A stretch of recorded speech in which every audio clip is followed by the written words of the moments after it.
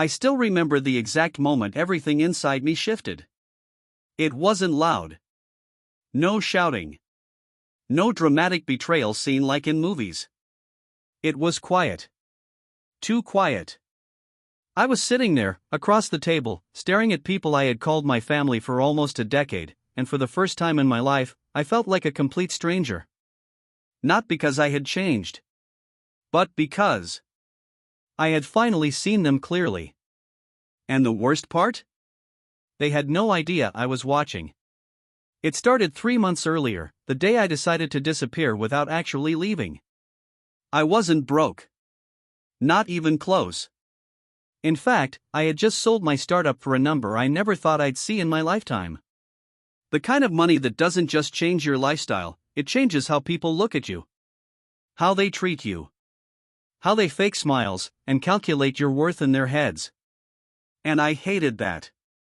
Because deep down, I always had this question burning inside me. Do they love me, or do they love what I have? So I made a decision. A dangerous one. I told everyone. I lost everything. Bad investments. Market crash. Debt. I sold my car. Moved into a small, run-down apartment. Stopped paying for group dinners. Stopped being the generous friend. And then I waited. At first, nothing changed. They still laughed. Still called me. Still invited me out. And for a moment, I thought I was wrong. I thought maybe, just maybe, these people were real. But then the cracks started to show. It began with small things. Hey bro, can you cover your part this time? Sorry man, we're going somewhere expensive tonight, maybe next time? You've been kinda negative lately. Negative. That word hit harder than anything. Because they didn't see my struggle. They saw me as an inconvenience. And then came the moment that changed everything. It was Jake's birthday. The same Jake who used to call me his brother. The same guy whose rent I had secretly paid when he was struggling. I wasn't invited. At first, I thought it was a mistake. So I texted him. Hey, what time should I come? No reply. Hours passed. Then I opened Instagram. And there it was. A full table. Expensive restaurant. Everyone smiling. Everyone. Except me. My chest tightened. Not anger. Not yet. Something worse. Realization. I wasn't part of their life anymore. I was part of their benefits. And now that the benefits were gone, so was I. But here's the thing they didn't know. I wasn't broke. I was watching. Learning. Recording every single moment they thought didn't matter. Because I wasn't just losing friends. I was collecting evidence. Evidence of who they really were. And that night, sitting alone in my tiny apartment, scrolling through their pictures, I made a promise to myself. I wouldn't confront them. I wouldn't argue. I wouldn't beg for respect. No. I would do something far more powerful. I would let them show their true faces. Completely. And then I would make sure they never forgot what they did to me. Because revenge isn't about anger. It's about timing. And mine was just getting started. Have you ever felt like people only stayed in your life because of what you could give them? The next morning, I woke up with a strange kind of calm. Not peace. Not happiness. Just clarity. It was like something inside me had finally snapped into place. No more confusion. No more maybe they didn't mean it. No more excuses for people who had already made their decision about me. Now, it was my turn. But I wasn't going to rush. Because rushed revenge is messy. And I didn't want messy. I wanted precise. Calculated. Unforgettable. I started by doing something simple. I went silent. Not completely. Just enough. I stopped initiating conversations. Stopped checking up on them. Stopped being the one who tried. And what happened next? Nothing. No one noticed. Days turned into a week, then 2. No calls. No "hey, you good?" No concern. It was like I had slowly faded out of existence, and nobody cared enough to ask why. Except one person. Ryan. But even that wasn't what it seemed. He texted me out of nowhere. "Yo bro, you alive? Haven't seen you around." I stared at the message for a long time. Not because I was happy, but because I was analyzing. So I replied. "Yeah, just dealing with stuff. Been rough." His reply came instantly. "Damn man, that sucks. Anyway, quick question, you still got that camera? I need it for a shoot. I'll return it." I smiled. Not a happy smile. The kind that forms when something finally confirms your worst suspicion. He didn't miss me. He missed what I could give him. And just like that, step 1 of my plan became crystal clear. I replied, "Yeah, I still have it. You can come pick it up." Even though I had already sold it weeks ago. That was the first lie. A small one. But necessary. Because I needed to see how far they were willing to go. When Ryan showed up later that evening, he didn't even try to hide his reaction to my apartment. His eyes scanned the room like he had walked into someone else's life. The peeling paint. The cheap furniture. The silence. "Damn bro," he said, letting out a low whistle. "You really fell off, huh?" There it was. No sympathy. No filter. Just raw, honest judgment. I leaned against the wall, watching him carefully. "Yeah," I said quietly. "Guess I did." He nodded slowly, but I could see it in his face. That subtle shift. Respect, gone. Replaced with something else. Something colder. "So, the camera?" he asked. Straight to the point. Of course. I walked over to the drawer, opened it, and paused for a second. Then I turned back to him. "I sold it." His expression changed instantly. "What? Why would you sell it? You knew I needed it." Needed it. Not asked. Not borrow. Needed. Like I still owed him something. "I needed money," I replied calmly. He scoffed. "Man, that's messed up. You could have told me. I had a gig lined up." I didn't say anything. I just watched. Because this was the real Ryan. Not the guy who laughed with me at parties. Not the brother. This version. The one who saw me as a tool that suddenly stopped working. "You've changed, bro," he added, shaking his head. That almost made me laugh. Changed? No. I had just stopped playing my role. After he left, I sat down in the silence again. But this time, it felt different. Heavier. Because now, it wasn't just a feeling anymore. It was proof. And I wasn't done collecting it. Over the next few weeks, I started observing more. Testing more. Little things. I'd message the group chat. "Anyone free?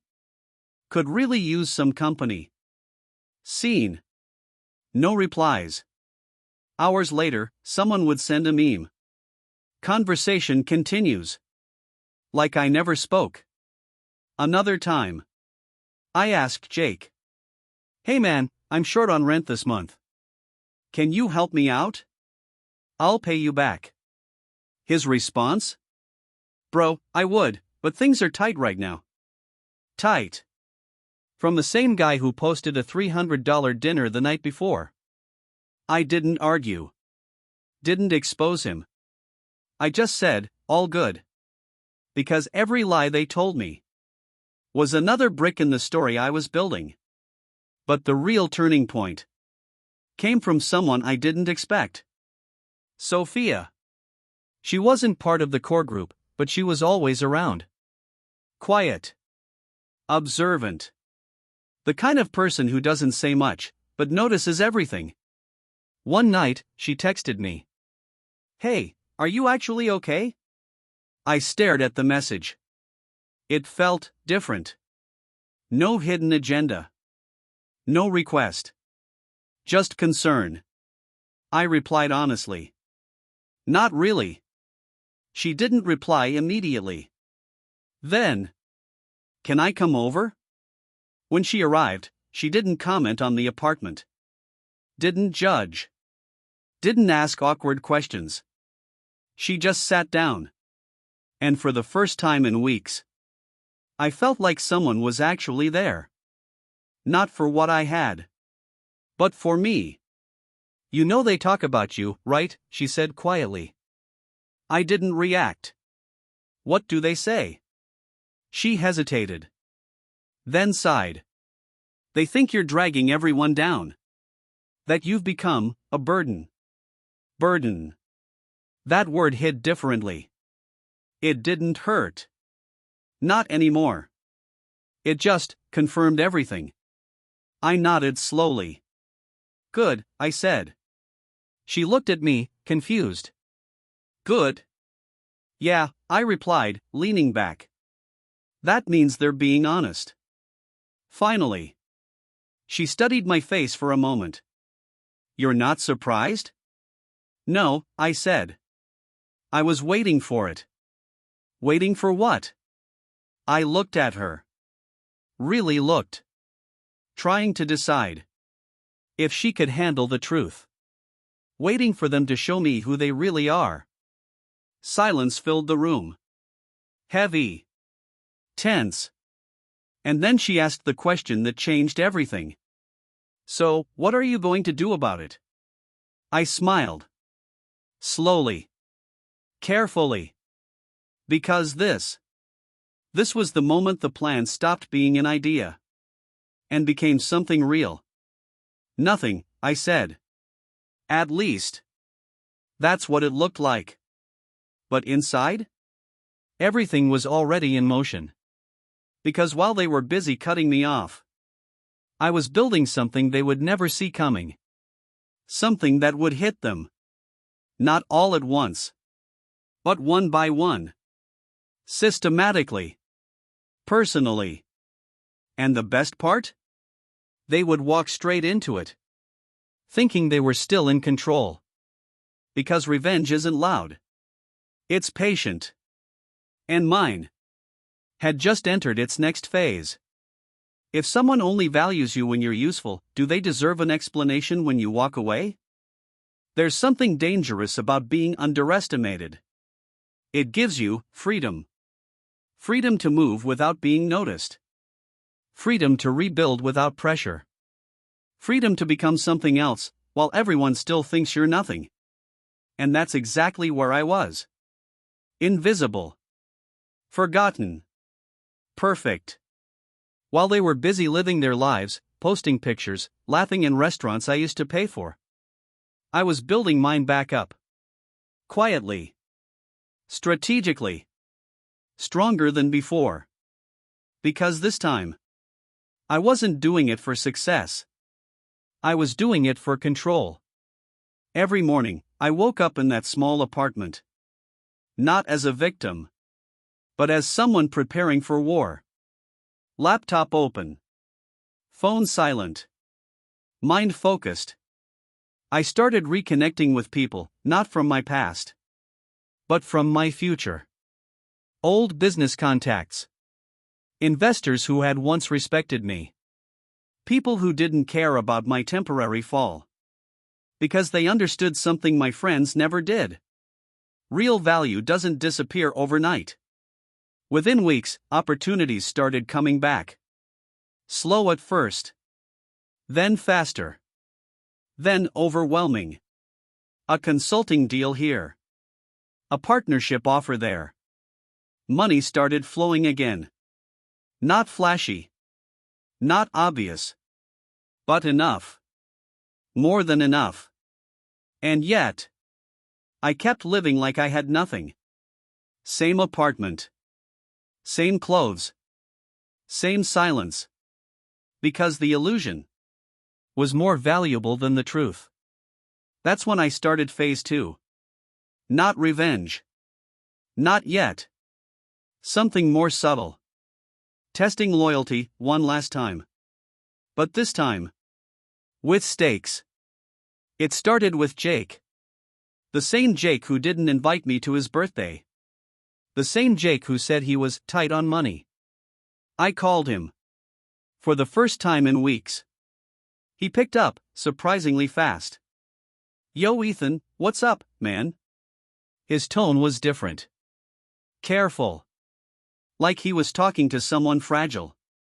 I need a favor, I said. A pause. Just half a second. But I noticed it. What kind of favor? I've got a job opportunity, I continued. But I need someone I trust to help me get in. It's small, but it could turn into something big. Another pause. Longer this time. I don't know, bro, he said slowly. I've been really busy lately. Busy? Of course. I get it, I replied calmly. It's probably not worth your time anyway. That caught him. Wait, what do you mean? It's nothing, I said, pretending to hesitate. Just a startup thing. They're offering equity instead of cash right now, but it could grow. Silence. Then. How much equity? There it was. Not what is it? Not how can I help? How much?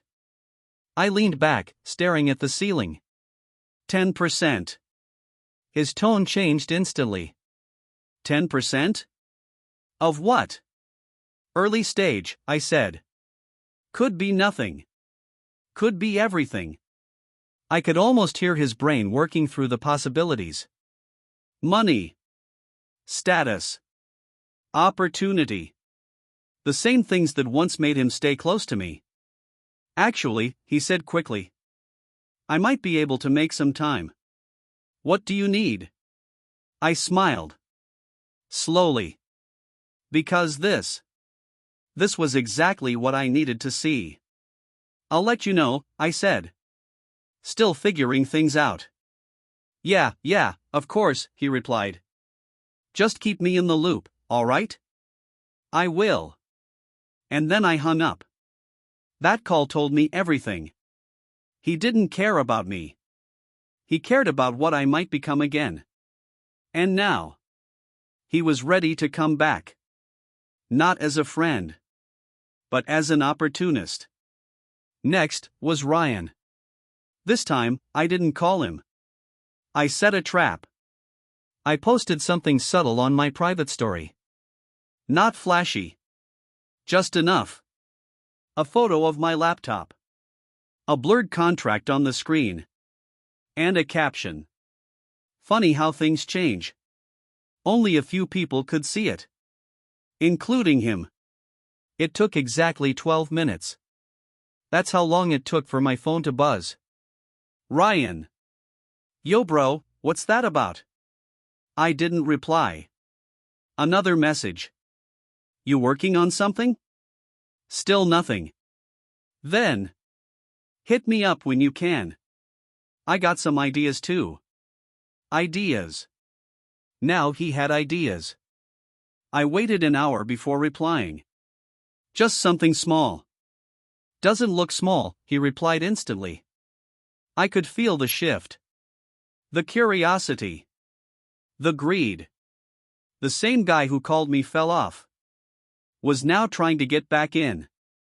Maybe we should link up, he added. Of course. Now he wanted to meet. Not when I needed help. Not when I was struggling. Now. And that's when I realized something important. I didn't need to chase revenge anymore. They were walking back into my life. On their own. But I wasn't going to stop them. No. I was going to welcome them. Smile at them. Shake their hands. Let them think everything was normal again. Because the best kind of revenge is the one they don't see coming. Even when they're standing right in front of it. That night, Sophia texted me again. "You've been quiet." "Just thinking," I replied. "About them?" "No," I said. A pause. Then I typed the truth. "About how to end this." She came over again. Sat across from me. Same calm presence. Same quiet understanding. "They're coming back, aren't they?" she asked. "Yes." "And you're letting them?" "Yes." "Why?" I looked at her. Straight into her eyes. "Because this time," I said slowly, "they're not coming back as my friends." Silence. Heavy. Uncomfortable. And then, "They're coming back as part of the plan." For a moment, she didn't say anything. Then she leaned back, studying me. "You're scaring me a little," she admitted. I didn't smile. Didn't soften it. "Good," I said quietly. "Because they should be scared too." And in that moment, everything was set. The pieces were moving. The players were returning. And the game was finally about to begin. Because what they didn't know was that I had already decided how this ends. Who loses? Who watches? And who walks away with everything? And this time, it wouldn't just be about money. It would be about something far more painful. Respect. Trust. And the cost of betraying someone who gave you everything. If people come back into your life only when they sense success, would you let them in or use it as your advantage? There's a moment, right before everything changes, when it feels like nothing is happening. Like the world is still. Quiet. Unaware. But underneath that silence, everything is moving. Every decision. Every word. Every lie. Leading to one point. And I had finally reached mine. They were coming back. Exactly how I knew they would. Not because they missed me, but because they sensed something. Opportunity. And people like them? They never miss opportunity. So I gave them what they wanted. An invitation. Let's meet. That's all I sent in the group chat. No explanation. No details. Just 2 words. For a moment, nothing. Then Jake replied first. "Damn, long time. I'm in." Ryan followed. "Finally. Thought you disappeared." Others joined in too. Same people who ignored my messages weeks ago. Now suddenly available. Excited. Interested. I stared at the screen, feeling nothing. No anger. No sadness. Just control. I chose the place carefully. Not too expensive. Not too cheap. Neutral. Familiar.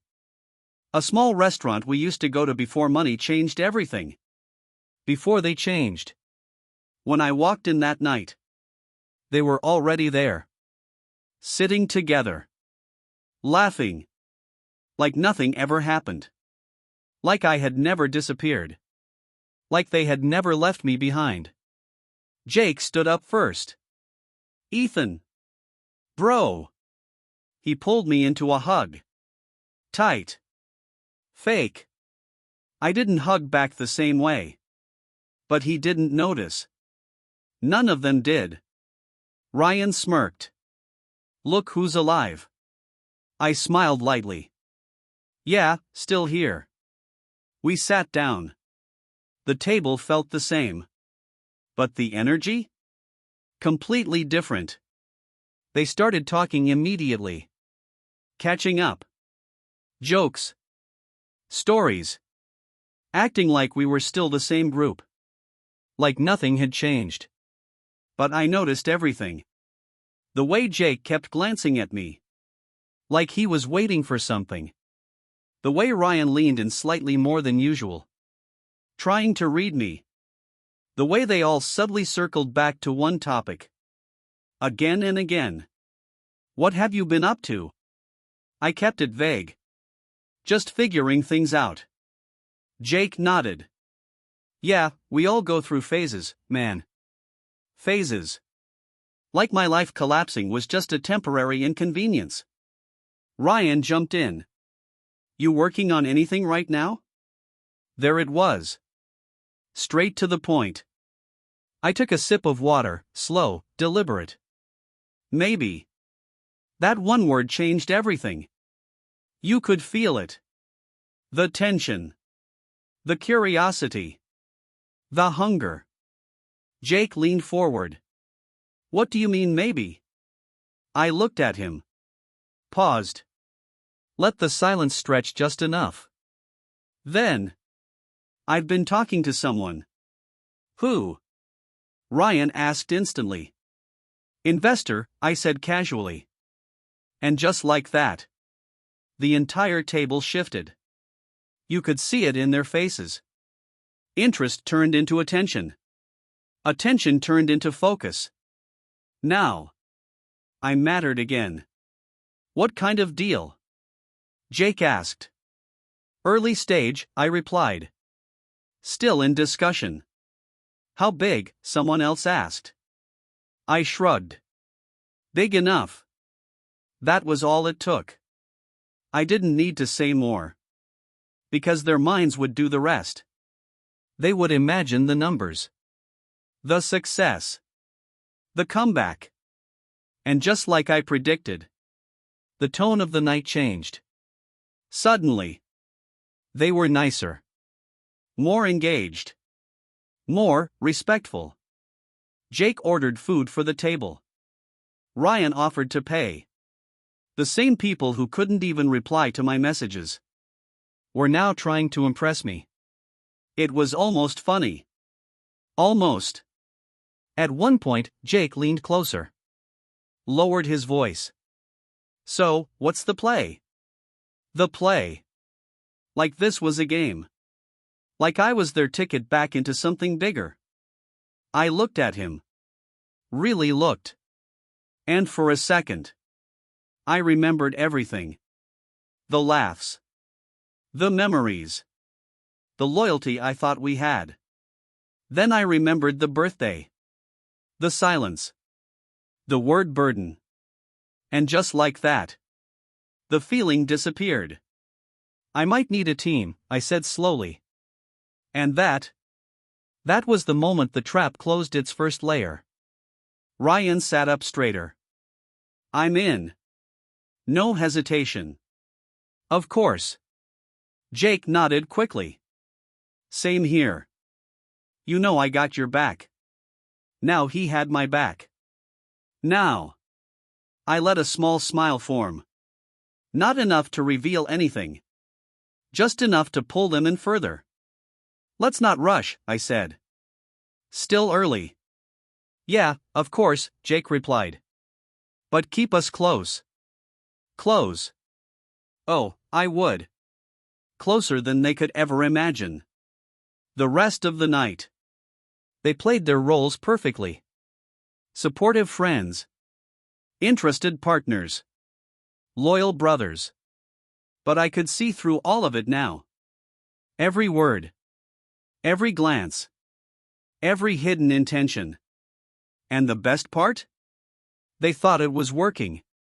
They thought they were rebuilding the connection. Re-entering my life. Gaining my trust again. But in reality? They were doing exactly what I needed them to do. Walking deeper into something they didn't understand. Something they couldn't control. Something that would slowly Carefully. Break them. Because this wasn't just about exposing them anymore. No. That part was already done. Now. It was about making them feel it. The same way I did. The confusion. The rejection. The realization that they were never as important as they thought. And this time, I wouldn't disappear quietly. I would let them stay. Let them believe. Let them invest their time, their energy, their expectations. And then, when it mattered most, I would take it all away. Not loudly. Not dramatically. But in a way they would never recover from. That night, as we all stood outside the restaurant, laughing like everything was normal again, Jake put his arm around me. Feels like old times, huh? I looked at him, smiled, and said the only thing that made sense anymore. Yeah. A pause. Then quietly. Just like old times. But inside? I knew the truth. This wasn't the beginning of something again. This was the beginning of the end. If someone only respects you when they think you're successful, is that respect real or just another form of manipulation? There's a different kind of silence. Right before everything falls apart. Not the peaceful kind. Not the calm kind. The kind that feels heavy. Like something is about to break. And everyone can feel it. But no one knows when. That's where they were. Sitting in front of me, one last time. Smiling. Confident. Completely unaware. Over the next few weeks after that dinner, I gave them exactly what they wanted. Access. Hope. Illusion. We started working together. Meetings. Ideas. Plans. I assigned roles carefully. Jake handled investor communication. Ryan worked on creative direction. Others got smaller responsibilities. And they all took it seriously. Too seriously. Because in their minds, this was their second chance. Their way back into something big. But here's the truth. There was no company. No deal. No investor. Only one thing was real. Me. And my decision to finish this. I watched them closely during those weeks. How they acted. How they spoke. How they treated me. Now that they thought I was valuable again. Jake suddenly became respectful. Always checking in. Always available. The same guy who couldn't even reply to a message before. Now replying in seconds. Ryan? Even worse. Ideas. Suggestions. Energy. All fake. All calculated. And every time they spoke, all I could hear was one thing. What can I gain from this? But I didn't stop them. No. I encouraged it. Fed it. Let them believe they were getting closer. Closer to success. Closer to money. Closer to something they didn't deserve. Because the higher they climbed, the harder they would fall. And then, the day came. I told them we had a final meeting. Big decision. Big opportunity. Everything on the line. They showed up early. Dressed better than usual. Excited. Nervous. Hungry. We sat in a private room. Same group. Same faces. But this time, the energy was different. Heavier. Tense. Jake leaned forward. So, this is it? I nodded slowly. Yeah. Ryan smiled. I knew this was going somewhere. Of course you did.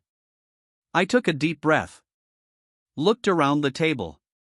One by one. Every single face. And for a brief second, I felt it. That old version of me.